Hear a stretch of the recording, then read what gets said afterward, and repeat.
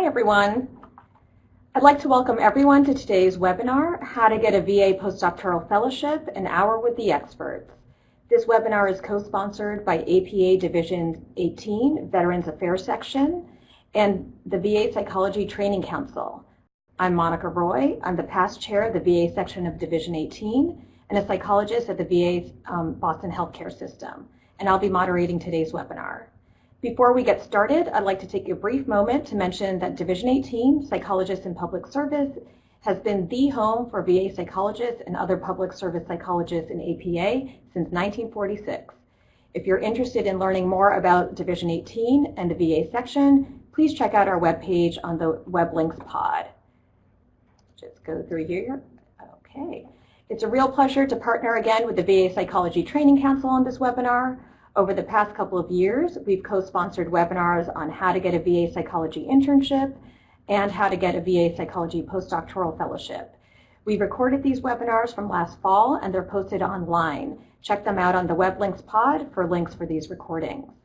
And one last note before I introduce our presenters, all questions can be entered into the chat box, and we'll try to respond to the questions as we go along, but we'll also be leaving plenty of time after the presenters for questions. If there are any technical difficulties, please alert me in the chat box, and I'll attend to you as quickly as possible. Now for introductions. And we have several experts with us today. First, Dr. Sherry Boudreau, who is the co-director of the VA Advanced Fellowship in Mental Illness Research and Treatment at the Sierra Pacific MIREC in VA Palo Alto Healthcare System.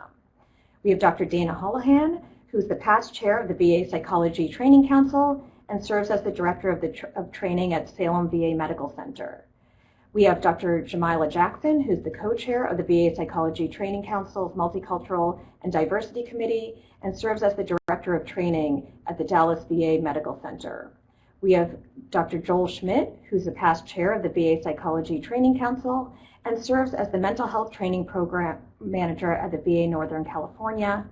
Dr. Wayne Siegel, who's the past chair of the VA Psychology Training Council and serves as the Director of Training at the Minneapolis VA Healthcare System. And Dr. Amy Silberbogen, who is the chair of the VA Psychology Training Council and serves as the Training Director of the VA Boston Psychology Postdoctoral Fellowship Program. And I'm happy to hand it over to our first speaker, who's Dr. Silberbogen. Hi everyone, can you see and hear me?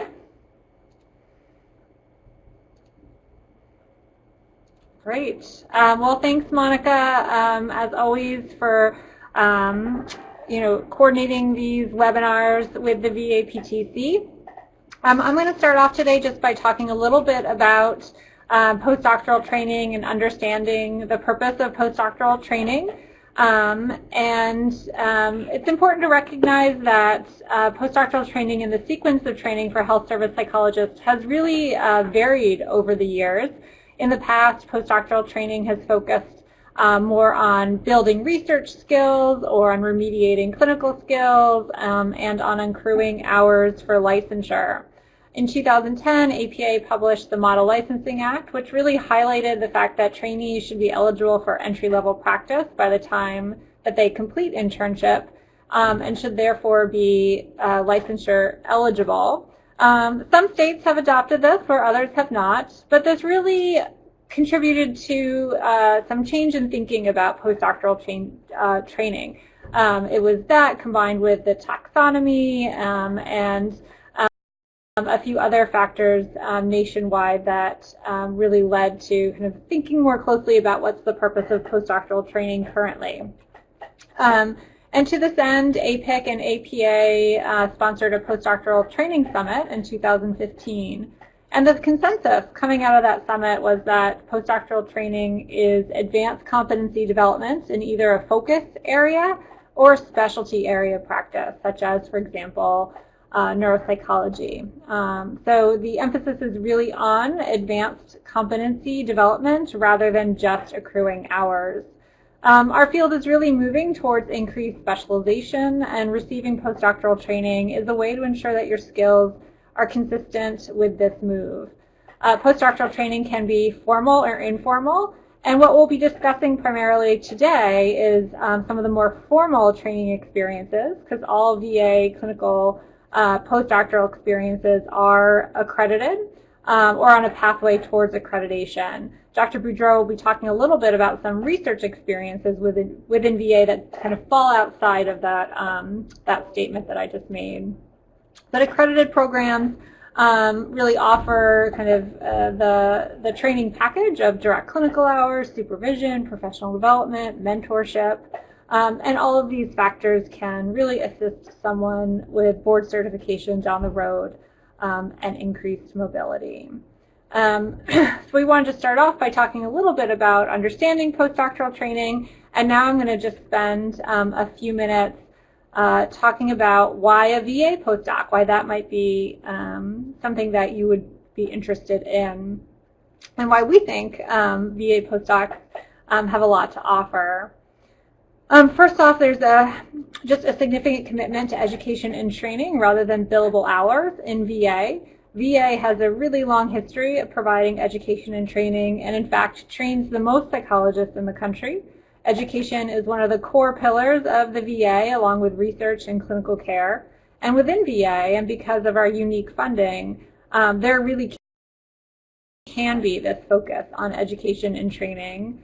Provision of supervision is often seen as a benefit and a privilege of employment rather than a collateral duty. Science drives care and decision-making within VA. There are a number of evidence-based psychotherapies within a diverse range of clinical presentations, and a lot of resources have been devoted towards training and certifying providers in these EBPs in order to make them widely available to veterans with mental and behavioral health conditions. Trainees benefit from this because they get to be trained by certified providers, and based on local availability, they may have the ability to take those trainings that staff take themselves. This really leaves them well prepared to treat diverse range of presentations relying on science. Kind of another benefit of working within the VA and getting training at the postdoctoral level within VA is that there is just a diverse clinical training experiences, including interprofessional training. There is inpatient and outpatient training, really touching every diagnostic category. Often co-located or embedded in primary care or medical specialty clinics. So along with this comes really excellent opportunities for interprofessional training with providers from a broad range of disciplines. Training at VA also provides students with the opportunity to work with an underserved population, as veterans typically do not have the economic resources as well as other resources to seek health care elsewhere. So we have, as providers, the opportunity to provide care to those individuals who risk their lives for our country. And this is an opportunity to give back and engage in social justice or public service work, which can be incredibly rewarding. A few last thoughts about why a VA psychologist. Many psychologists within the VA system are able to interact in multiple professional capacities. So if you're trained in VA, you'll see psychologists who represent the clinical domain, administrative efforts, research, leadership roles, supervision, consultation. So it's really an opportunity for trainees to seek psychologists' work in a whole diverse range of roles and be exposed to those roles. While it is not a requirement to have done an internship in VA or a practicum in VA to get a postdoc in VA, prior training within VA is certainly a benefit. And it's really important to understand the experience of veterans and understand VA culture. And so it certainly can be seen as a pipeline for future employment. And finally, my last point that I wanted to make today before I hand off the microphone is that funding is stable. So funding for internship and postdocs come from the Office of Academic Affiliations. It's written into the overall budget and it's assigned by location. Therefore, funding is stable year to year with very few exceptions. What this does for kind of local VAs is that it allows for consistent training and a real commitment to training. because things don't change year to year. Okay, so I think I'm going to hand it off now to Jamylah. It looks like, so I'm going to hand it off to Jamylah. It looks like our Hello, can everybody hear me?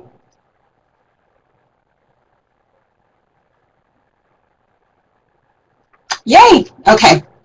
Well, great. We're excited to be talking about training in the VA in terms of postdoctoral training. I'm going to be talking about the VA's commitment to diversity in training and why that might be something that really woos you as you're considering the VA for postdoc. So historically, there's been a perception of the VA as veterans as a homogenous group, but really that couldn't be further from the truth. The VA serves a very wide range of ages, veterans as young as in their 20s, women veterans, varied ethnic groups, levels of ability, and veterans in and of themselves are a pretty diverse group and have varied backgrounds. In terms of diversity training in VA, one of the strengths of a large organization like VA is that your program or training director will have the benefit of shared resources with others doing similar work around the country. That shared community of resources really makes it a big difference and makes programs stronger so that new programs aren't having to determine how to address and how to make improvements in these different areas. They can benefit from the wisdom and expertise of folks that have been doing it for a while and have made changes and things like that accordingly. So one of VA psychology's large priorities is addressing multicultural issues in training. Consistent with that priority, there are a number of national VA initiatives that offer support and resources regarding diversity for our VA psychology training programs. So if you're interested and passionate about diversity, VAs are really a great place to train. Our population is diverse, as I mentioned before, in terms of age, ethnicity, ability, military culture, socioeconomic status, LGBTQ status, gender, rural populations, via telemental health offerings, which is one of the areas where the VA is really doing cutting-edge work. And trainees are really often surprised at the breadth of training experiences and populations that they can work with. When you're considering a postdoc that's accredited in, for example, clinical psychology, there might be an emphasis area that you're focusing on. Maybe it's primary care, maybe it's PTSD or something else like that. Even within those specialty clinics, you're going to find that there's going to be a lot of diversity in the patients that you see, and your veteran is going to necessarily be like the previous one. So there's a lot of diversity in terms of your clinical experiences. Since we are national agencies, trainees have an opportunity to interface with trainees and staff from around the country about common issues. One of the resources that we have nationally is we have a national diversity listserv where staff and trainees can ask questions or share resources related to specific diversity topics. There are also topical articles that are circulated regularly within that listserv. There are quarterly diversity consultation calls where there might be a specific topic such as race-based stress and trauma, religion and spirituality and mental health, cultural competence within VA multidisciplinary teams are some of the ones that we've done more recently. And starting a local diversity committee if there isn't a diversity committee at your site. So there are lots of efforts that are made within VA to learn about strategies for recruiting and retaining diverse staff and trainees. One of the things VA programs really aspire to do is to train the next generation of VA psychologists and professionals. And so VAs really do a good job of working to retain their postdocs when folks have done great work at the sites where they are. There are also training modules that are listed on a SharePoint site that address a number of diversity topics, so things like assessment, disability, religion, cultural adaptations of evidence-based psychotherapies are all different areas that are covered within those training modules. So lots and lots of resources. And again, getting to benefit from the expertise and knowledge of training programs all over the country, which I think really puts the VA ahead of other sites in terms of the diversity training opportunities that they can provide. when applying to sites, with regard to diversity, keeping in mind that it's important to also talk about your own cultural diversity variables and how that impacts your work with clients or your work with other professionals that you interface with in your day-to-day clinical life, and demonstrate your knowledge of your own stimulus value. I feel like that's an area where trainees often lose sight of the fact that they too are cultural variables. So being sure to highlight those things either in your application materials or when they come up on interviews and things like that as well. Being able to talk about cultural factors, and that don't have to be limited to a case, depending on the site and the type of question you might be asked. You can also talk about cultural factors that have been impactful in your professional interactions, so your interactions with other clinicians that you work with your colleagues and things like that as well. Self-awareness is a really important part of stimulus value, and so that includes knowing what you know and also knowing what you don't know. So keeping that in mind and having a plan for how you might find out whatever information that might be needed, or exploring biases and things like that. Not feeling like you necessarily have to give the right answer as much as giving a thoughtful answer, and one that shows that you spend some time thinking about these areas and know what issues you might want to raise going forward. So those are the highlights of why you might consider a postdoc in VA if you are passionate about diversity or just want to have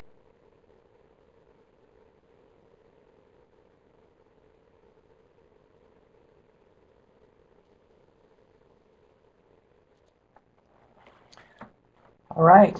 Thanks, everybody. Just want to make sure, can you hear me okay? Okay, great. So I've got a couple of topics that I wanted to discuss fairly quickly, things that come up with some frequency for folks that are thinking about VA postdocs. The first is thinking about the range of programs that you may choose to apply to.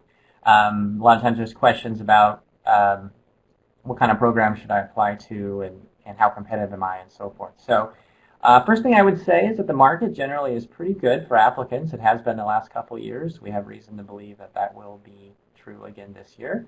But things are always uncertain, and so it's always a good idea to think about diversifying your strategy in the case of uncertainty. So what we found is that there's some specialties that get more applications, and there's some geographic locations that get more applications than others. So it's kind of nice to go along those ranges if you can. And in terms of specialties within the VA, I think it's pretty clear that neuropsychology probably is the most competitive of the different specialties. But again, you tend to see a range, and there's a lot of individual variation within the different, within different programs. And again, that kind of gets to this question I hear a lot is, how competitive am I as an applicant, and how many programs should I apply to? And these are pretty difficult questions because they're so individualized. I think the best advice I have is to talk to your advisors, talk to some peers who have gone through this process recently, try to get a sense for that. And again, if you're applying for a more competitive field like neuropsychology, then you probably want to bump up your applications. But I think as a general rule, you can not worry about applying to as many programs as internship. At least that's kind of been the trend that I've seen, and usually that's worked out pretty well for people. But again, I think there's a lot of questions that you need to answer individually by talking with your mentors and folks that can kind of help you with that. So the other thing I wanted to talk about just briefly is VA culture. A lot of you, I believe, are doing your internships in VA or have done some previous training in VA, so you have some sense for the VA as a cultural institution. But some of you may not, and I'd be considering that. And I just want to say, certainly would encourage folks who have not trained in the VA to consider a postdoc. It does not preclude you at all. So if that's your situation, just want to talk a little bit about some of the things that are true in the VA that are helpful to know. So of course the VA is a huge healthcare system, and it's also very mission driven. So our primary objective is to serve America's veterans, provide healthcare for them. As was mentioned before, we also have a large training mission and research, but again, clinical care is kind of our most prominent mission. So and some people have, are veterans themselves. Some people may have had a lot of contact with veterans or active duty military, and some people haven't had much at all. And if you haven't, there's a lot of things that you can learn, and you will learn when you come in. Veterans are a very heterogeneous group, as Jamylah said earlier, but there's some common threads. So generally speaking, veterans, their service has been a very meaningful part of their life and may have some very positive and very negative aspects to that. So I think those are some important things to know. And the most important thing to know is that if you're willing to come in and engage them and to treat them with respect and interest in learning about their experiences, you'll do fine. I think it's just having that right mindset. Programs will provide a lot of training and so forth in some of the specifics that may be helpful to you. But I just have found sometimes people are a little apprehensive about that, and I think if you take the right mindset, the right attitude, it's pretty easy, I think, to make that transition. And so I think that just a couple other things. The VA gets a lot of press these days. Not all of it's good. There's a lot of kind of political stuff that goes on above the fray, if you will. And I think the important thing is that if you come in and do a professional job, you'll actually can find it to be a very rewarding situation, and you are not too extensively impacted by some of those things. On the other hand, there's some really exciting things about the VA. Surveys show that the VA provides as good or better health care in many different variables for a lower cost. And there's also a lot of really great leadership that psychology has provided in VA over the years in terms of developing evidence-based psychotherapy, many other kinds of research, and policy development and so forth. So it's a pretty exciting place to be in terms of watching those kind of things. So those are all kind of components of the VA culture that people sometimes have questions about before they've been here, but generally find to be very meaningful and enjoyable once they come. So let me stop there, and I'll turn it over to Dana to talk about the importance of fit. Thank you, Joel. Although it's certainly important on internship to have a good fit with your internship, the importance of fit for postdoc can feel even more pertinent. As Amy mentioned earlier, that most postdocs are specialty or emphasis areas, and they're also not required. And so a site and you are likely looking for a particularly good fit versus maybe a more generalist internship that there may be components that fit well, but there may be other areas that you're doing that are less relevant to your own training. On an internship, you may be doing varied rotations with many supervisors, while on postdoc, your experience is going to be more focused. You're going to have more autonomy. Your supervisors are also, you're going to have less supervisors, and they're often going to be pretty specialized. Similarly, as far as fit, the site often does not interview nearly the same volume of candidates for postdocs, and in looking through applications is trying to find an especially good fit for the program. You're also, as maybe others have mentioned before, probably not applying to the same volume of programs that you did for internship. So in particular, as you're choosing places to look for, you really want to find something that does match with what your next stage in your career is, you're especially well suited for. Because also postdoc's not required, there's less of an urgency to make something work that really does not work that well. It's helpful to think through why you're interested in a postdoc versus a job and why this is important to you. And then as you're looking at fit, why this specific specialty would be helpful to you, and if so, why. And then what about this specific postdoc beyond its specialty area is especially a good match for your interest and experience. What kinds of employment positions are you most interested in, and why does this postdoc help make you more prepared for such? Or alternatively, will it help you gather more information that you need to make some important career decisions going forward? When you're thinking through not only the specialty area and whether you're a fit for such, but it's also helpful to think about the values and priorities of the program. So for example, if you're interested in a PTSD postdoc, who wouldn't be? Just kidding. You might have a place that has a specific scientist practitioner program that requires a research project. Your application should address this and speak to why this is also important to you as well. And if it's not important to you, that may be worth noting, and you may not choose to apply to that program. If it does matter to you, those values are something you do appreciate as well and are priorities for you, but they are areas of relative weakness, in your opinion, I would recommend you explicitly addressing that in your application and why you specifically would like to go to this postdoc and work on this area. One question that comes up with FIT a lot is, what if you're interested in applying to more than one fellowship at one facility? And a program really wants to select people who want their specialized training.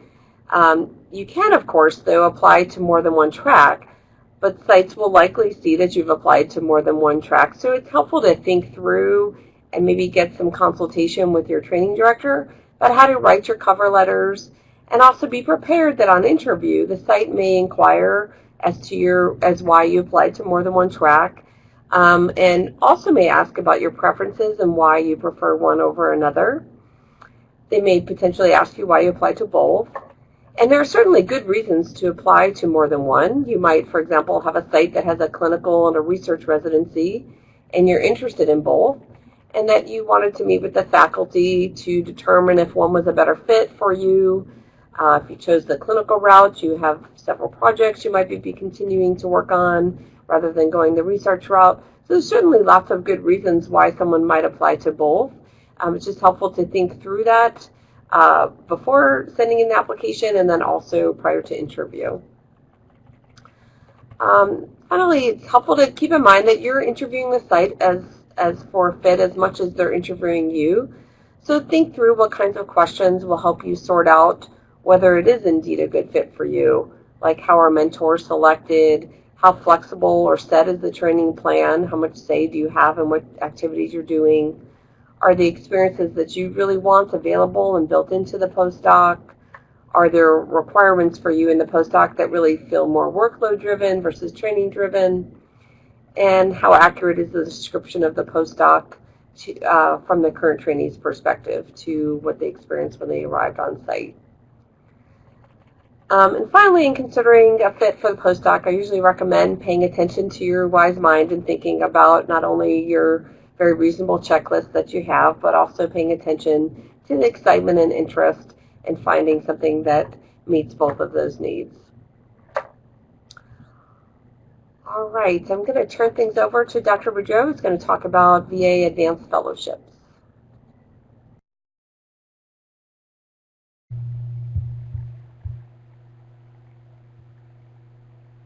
All right, hello everyone. Hopefully you can see me okay. I see there's a bit of a glow with the lighting. I'm curious how many, and maybe in the chat window before I start, I'm curious how many of the trainees who have attended today have been in a VA at some point in their training, any point in their training. You could just put a yes or a Y in the window if that's helpful. Yeah. Great. So it looks like a lot of you have, and I think to highlight just a point that's been made by several of the speakers, I think for a number of psychologists, really, I mean, this is a major source of training for most psychologists that at some point psychologists usually will circulate through. I know for myself, I actually was a research assistant at a VA. I did a practicum at a VA. I did my internship and postdoc at VA, and now I'm working at VA. So I obviously really enjoy the VA, and I think there's a lot to be offered, as has been mentioned by the other speakers. There are a number of advanced fellowship programs. The fellowships are funded by the Office of Academic Affiliations, and I'm going to put a link in here. It's for the advanced fellowships. The one that I can tell you about more specifically is the largest of those fellowships, and I would say arguably one of the largest mental health fellowships in the country. We have 27 sites, and the name of our fellowship program is the Advanced Fellowship Program in Mental Illness Research and Treatment. So I've been using MERT. I put it after my name in case you're trying to remember the name of it. We have 27 sites and possibly a 28th on the way. And what's unique about this program, and I think is also the model used in other advanced fellowships, that there is it's a 2-year fellowship program, and there's an optional competitive 3rd year, and the goal of it is to prepare people for academic mental health research careers, particularly focused on veteran mental health. All these are really focused on the veteran. What's great, I'd say about based on our statistics from graduates from our program, we've had many over the years. We've had over 200, I think probably beyond 250 at this point for recent numbers. About 3/4 have gone on to VA careers. Those VA careers have been in research centers.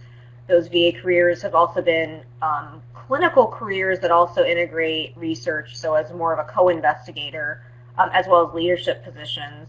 But it's really preparing people for academic research. We are part of a number of centers of excellence. We initially started out, this program has been around since 2002.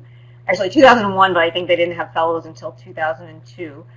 And the centers of excellence initially started with our MIRECs. So for those of you in VA, if you're, or for those of you who might not be in VA who aren't familiar, it's the Mental Illness Research Education and Clinical Centers. There are also National Centers for PTSD. There was an expansion of our program, so we have those. SMITREX for serious mental illness.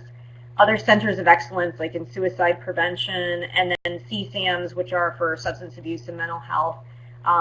So at these different sites all around the country, they're associated with a translational research center in VA, and they have an academic affiliate. So for instance, at our West Haven site, their academic affiliate would be Yale University School of Medicine.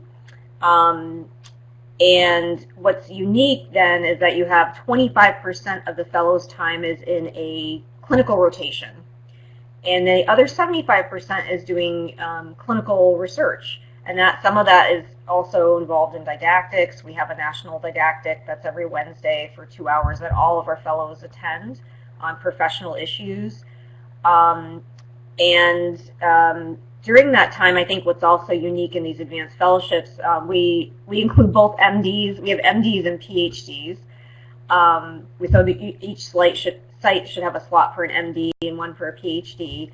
What's great, and I know when I was applying for fellowships, this was important to me. I wanted to do research, but I also wanted to get licensed, and that was a hard balance to find. So one thing that can be appealing, I think, to a number of folks who do our program is that they are able to get their license as well as fulfill the research requirements.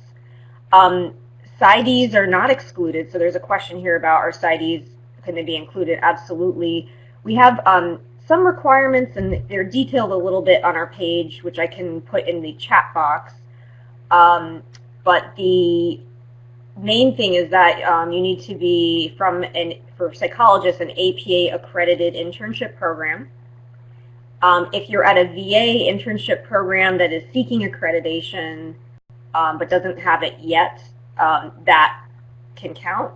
You also need to come from a graduate program that's either APA accredited, the CPA for Canadian, and then or has the psychological science accreditation. So they've expanded out a little bit, but those are some of the requirements, and I can put a link in so folks can see the page.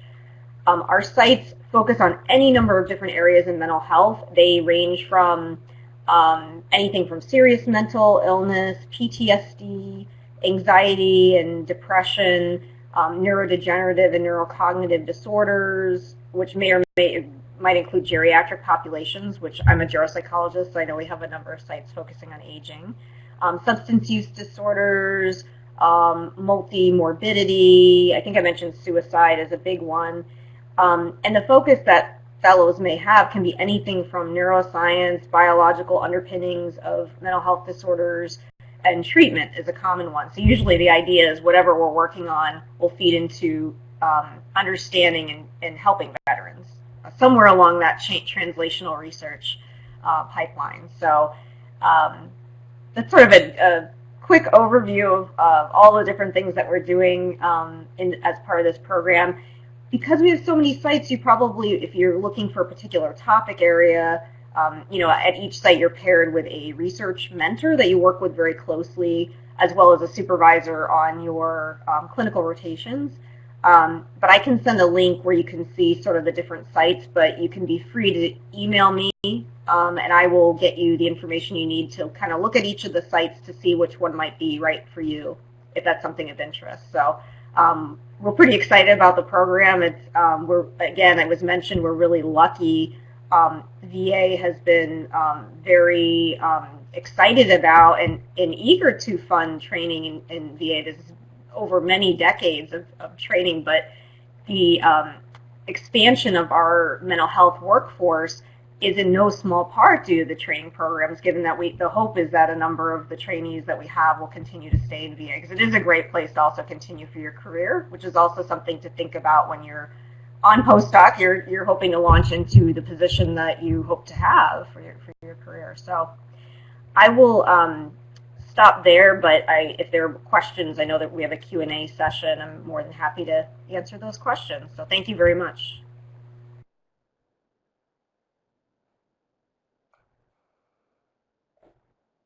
Hello.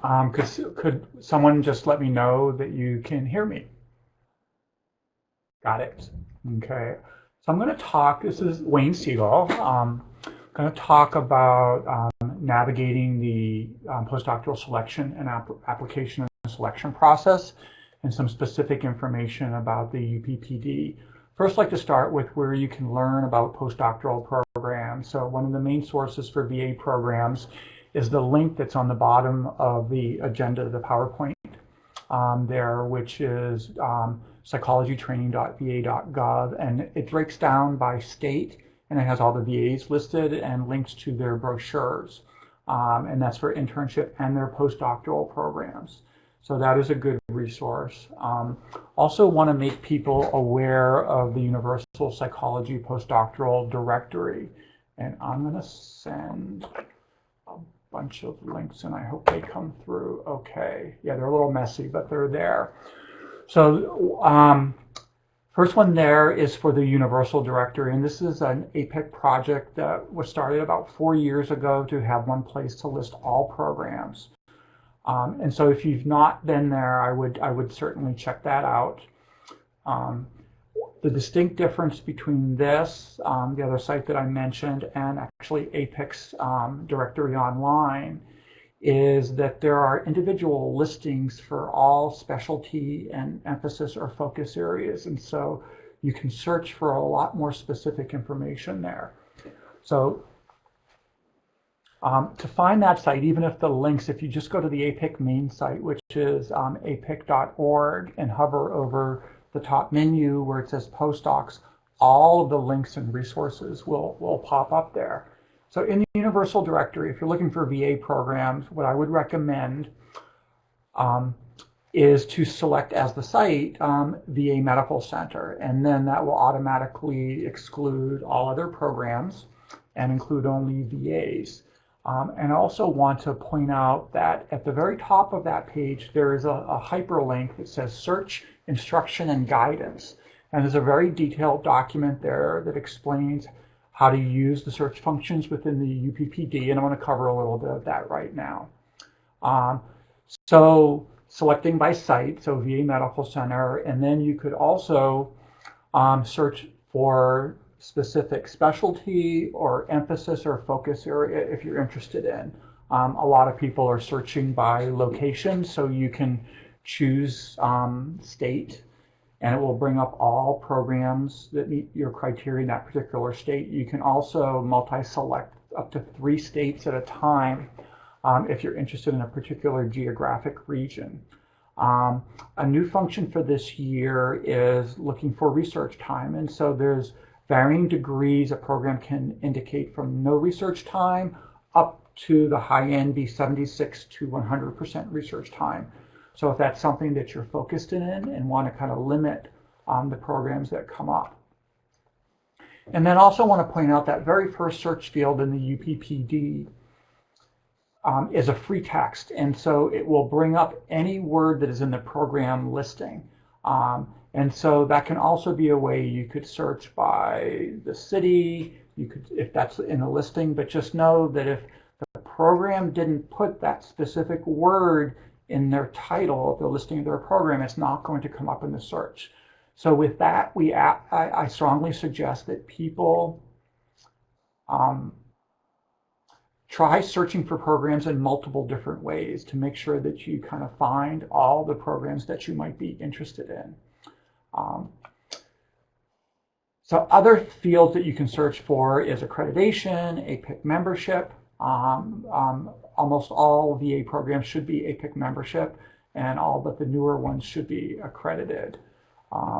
And then you can also search for our programs following the guidelines. So the selection guidelines, there's a hyperlink there that I sent out that you can reference and read through those in detail, I hope. But you can search which programs are saying that they're going to follow the guidelines. Off the bat, all VA programs should be following the guidelines except clinical neuropsychology specialty programs, and research programs are exempt. Some of the MyRec programs are choosing to follow the guidelines, and so you can search in different ways for that. One thing that I want to point out that's very important is we're still early in the selection cycle, and there's maybe 25 to 30% of the listings in the UPPD that are not been updated by the program yet. So if you come across a program that is marked as being outdated, that doesn't mean that program doesn't exist and they're not going to be recruiting. I recommend that you email the training director and ask them whether they're going to be accepting applications, and you can put in a plug for me that Wayne is asking that they get their listing updated so that we have current information for everybody. Some of the other resources that I want to point out quickly on the APIC site, and even if you're exclusively interested in VA programs, these would be very relevant.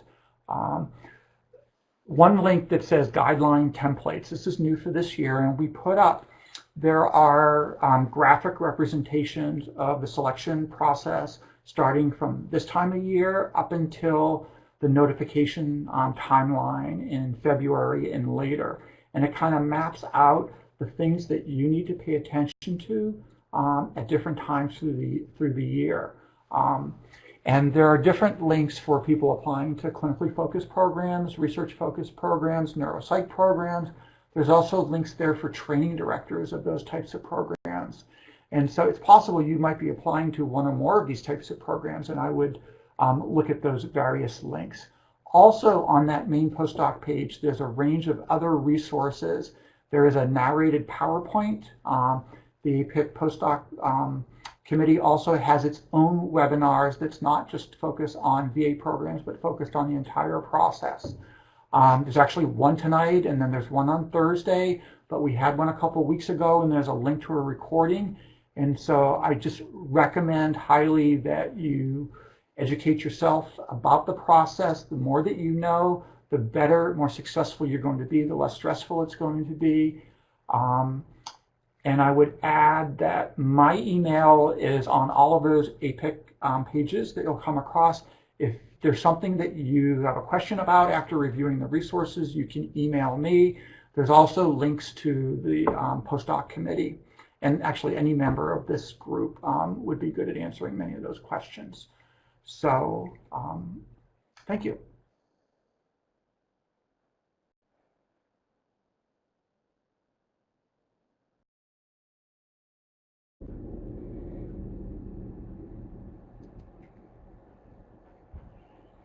All right, thank you. Can everybody hear me?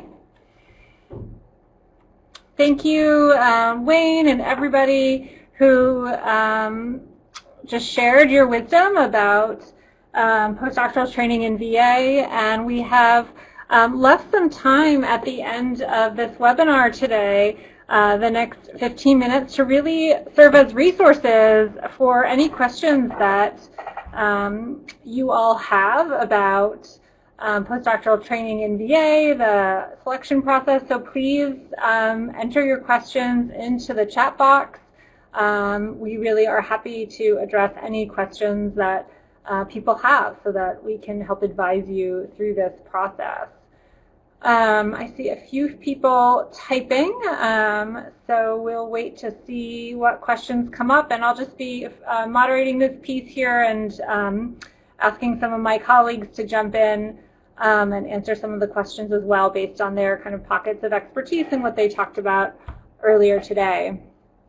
So the first question, Dr. Schmidt mentioned that some regions and tracks are more competitive. Could we get some additional information on what those areas and trainings might be? Joel, do you want to answer that? Yeah, sure.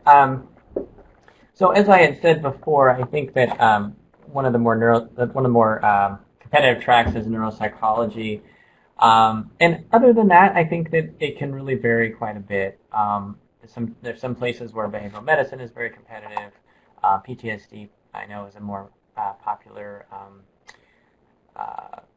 choice for a lot of people. But again, so much of it is individual. In terms of geographic differences, I think broadly speaking, you tend to see a few more applications on the coasts, on the West Coast and East Coast, and in the major metropolitan areas.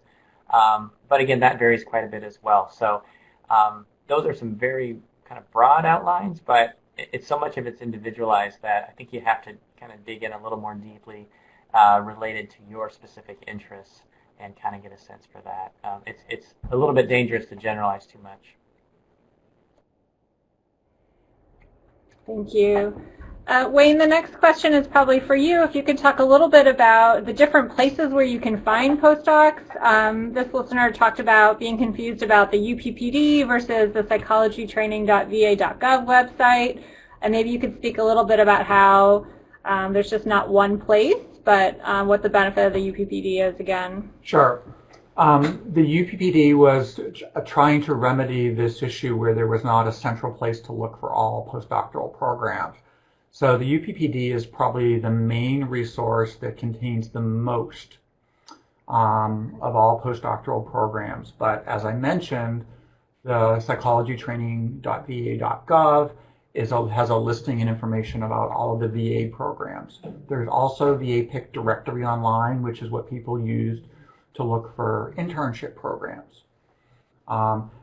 Some program listings are also put out on APA division listservs when there are openings. So unfortunately, you kind of have to do a multi-prong approach to try and learn about those programs. I would definitely start with the UPPD. I believe all of the VA programs are in there. It offers the most searching capability.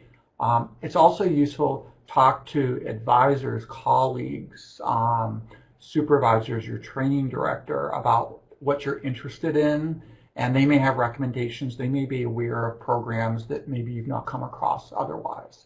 So I hope that is helpful. Thank you.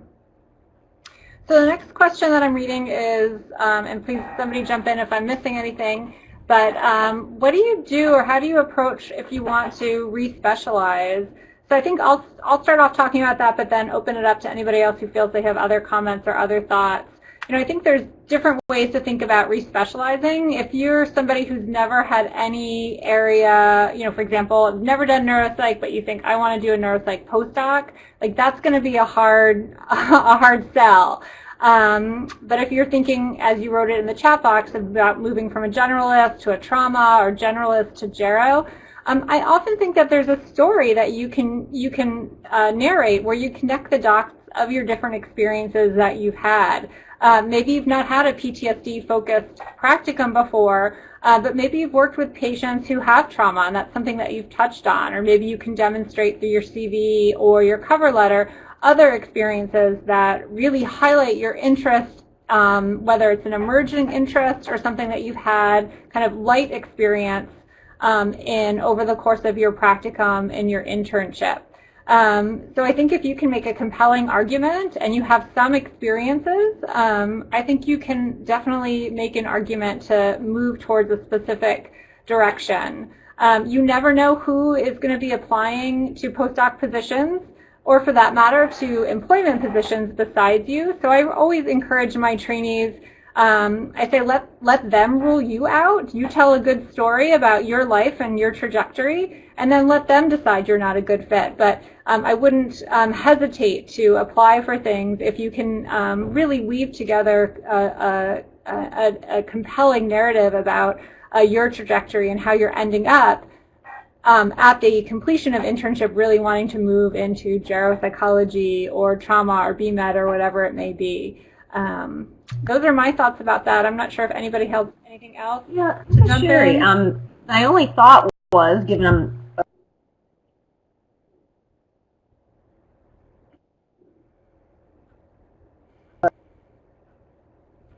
Sherry, you're cutting out. Geropsychologist, that I would actually cast that particular example of generalist to trauma is not. Oh no, you can't hear me. Can you hear me now? Sherry, I think we can hear you now. So do you want to just? I couldn't hear anything. If it's hard to hear me, I can type it in the chat box if it's cutting out too much. Okay.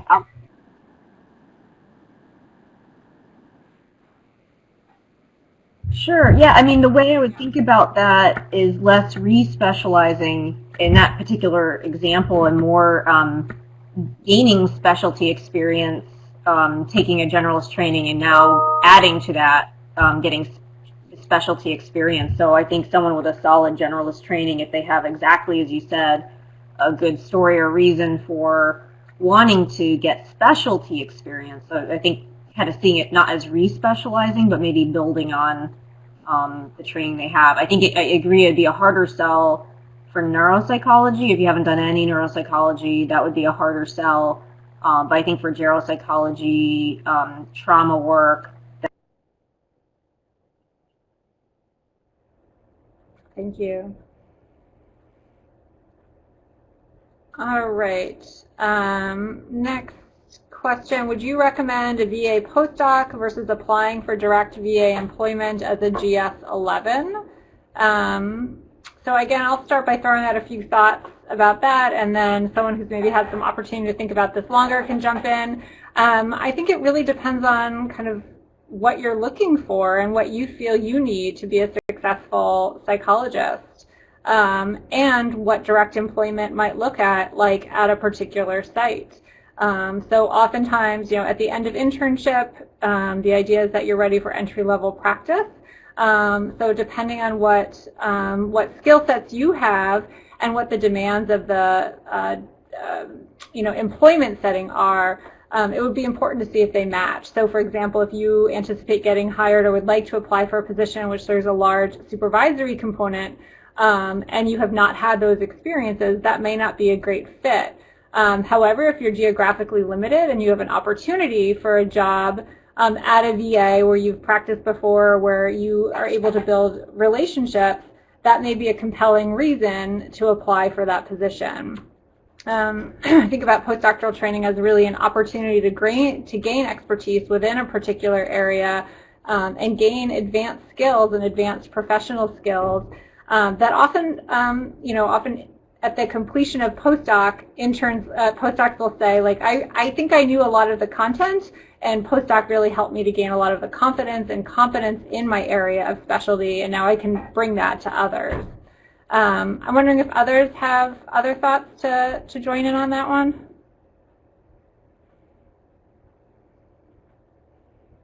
I'm not seeing any microphones go off, so I'm going to assume that I answered that okay. And I think we have time for maybe one more question. I don't know if I'm seeing any other questions. We have the UPBD website. Again, that's the place where we're really hoping lots of different, all programs will list their advertisements, so that way trainees can go, applicants can go to one place.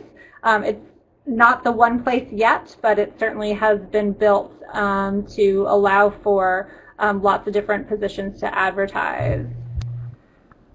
Could I just add for the previous one, it might be this is a good time to talk to any of your supervisors to kind of review what where you are with your training, and it may depend on sites. I could imagine If you're applying for a position in a rural area where they have high need and they need people right away, and you have strong training already, it seems like that would be something that would be more likely to happen versus some of the more urban settings where they're getting a lot of applicants and a number of them will have postdocs. That might be harder. So there might be some strategizing, but I think talking to some of your supervisors that you have now on internship or any mentors to kind of review with them kind of where your portfolio is, if it makes sense to do a postdoc versus applying for jobs. And you may apply for both. Maybe that's the key, right? That you don't.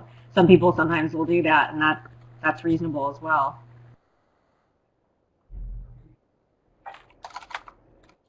Wayne, you wanted to say something? Yeah, just to piggyback on that, if people are considering going directly into a staff position, of course, there's freedom of choice, but I would strongly caution people, if you're going into a state that doesn't require postdoc hours for licensure, you're kind of pigeonholing yourself that you could probably never get licensed in a state that then requires postdoc hours for licensure. And so if you do that, some sites would be willing to provide supervision even though you're hired at the GS-11 level, so that it kind of allows for your mobility, portability later. So something just to pay attention to. Thank you, Wayne. I think we have one last question. If you do not pursue postdoc specialty and go for direct hire within VA, does it make it more challenging to specialize later? Dana, do you want to take that one? Back to the it depends question, but probably. So when you're hired, even if you're under supervision, usually you're doing a job and your focus is less on training than it is on your specialty and your own personal development. Now, some jobs will include that as part of your job, but that's less of a focus than if you're actually in a training environment where the priority there is on your training needs. That being said, I've certainly seen many people that were hired for a job and then were able to get some additional training in different areas, either on their own or applying for rollout training for specific kinds of treatments. So it doesn't mean you can't have those opportunities. It's just not built in, and the focus is really on being a deliverer of service versus in a postdoc, really the focus on your training experience itself.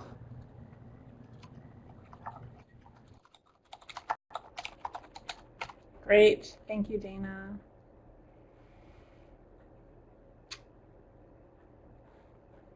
So, Monica, should I turn this back to you?